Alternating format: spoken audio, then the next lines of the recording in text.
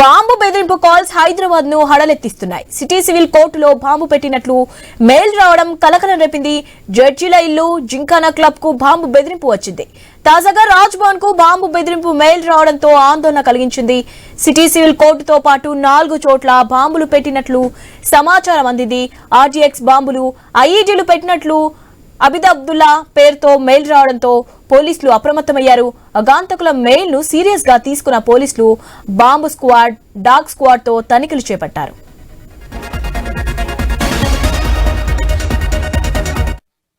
బాంబులు పెట్టామని చెప్పి 3-4 కోర్టులకి, అంటే హైదరాబాద్ లో ఉన్న సివిల్ కోర్టుకి, సికింద్రాబాద్ కోర్టుకి, మల్కాజ్గిరి ఇతర ప్రాంతంలో ఉన్న కోర్టులకి ఆకతాయిలు ఫోన్ చేయడం జరిగింది.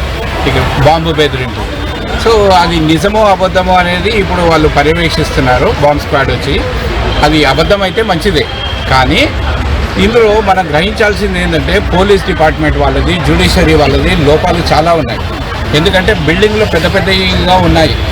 క్రిమినల్ కోర్టులో వచ్చేదంతా క్రిమినల్స్. ఎవరికైనా వాయిదా కావాలన్నా, లేకపోతే వాళ్ళకి ఎవరిపైన పగలున్నా, ఏదైనా కక్ష తీర్చుకోవడానికి ఈ కోర్టు ప్రాంగణాలు అనేది ఎంచుకోవడం జరుగుతుంది. సో ఇక్కడ సరి అయినటువంటి రక్షణ కానీ, వచ్చే వాళ్ళని ఏమంటారు అంటే ఫ్రిస్కింగ్, వాళ్ళని ఇన్స్పెక్ట్ చేయడం కానీ అలాంటి సంబంధించినటువంటి ఎలాంటి పరికరాలు ఇక్కడ అమర్చలేదు. సికింద్రాబాద్ బార్ అసోసియేషన్ మా ప్రెసిడెంట్, జనరల్ సెక్రటరీ గారు ఇప్పుడు చెప్పారు ప్రకారంగా ఇక్కడ అన్ని తనిఖీలు జరుగుతున్నాయి. బాంబు ఉంది అని చెప్తే చాలా అందరికీ ఇబ్బంది అవుతుంది. క్లయింట్స్కి ఇబ్బంది అవుతుంది, తర్వాత అడ్వకేట్స్కి, లిటిగేషన్స్కి, తర్వాత జడ్జెస్కి, స్టాఫ్కి, ఇంతమందికి ఇబ్బంది అవుతుంది. సో ఇక్కడ కంపల్సరీగా బాంబ్ స్క్వాడ్స్కి ఇన్స్ట్రుమెంట్స్ పెట్టాలి, డిటెక్టర్స్ పెట్టాలి. అప్పుడే మనకి ఏదైనా సేఫ్నెస్ ఉంటుంది. నేను ఏం రిక్వెస్ట్ చేస్తున్నానంటే నా కమిటీ వైపు నుంచి అందరికీ రిక్వెస్ట్ చేస్తున్నాను ఏంటంటే పోలీస్ డిపార్ట్మెంట్, జ్యుడిషియరీ అందరికీ. రైట్, దీనిపై అప్డేట్స్ తెలుసుకుందాం. మా ప్రతినిధి సుప్రియ ఉన్నారు. సుప్రియ, అప్డేట్స్ ఏంటి?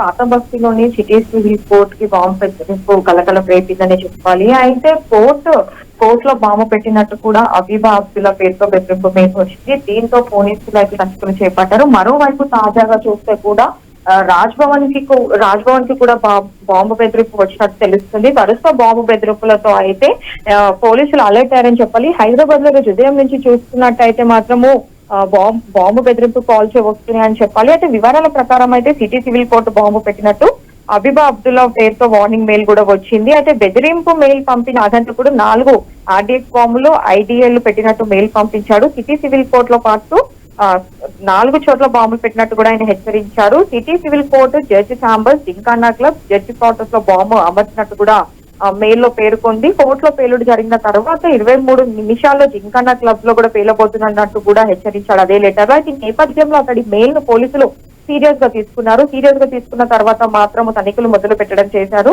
4 చోట్ల బాంబ్ స్పాట్, డాగ్ స్పాట్స్ తో పోలీసులు తనిఖీలు చేపట్టారు. అయితే బాంబు బెదిరింపు రావడంతో మాత్రం కోర్టు కార్యకలాపాలను నిలిపివేశారు.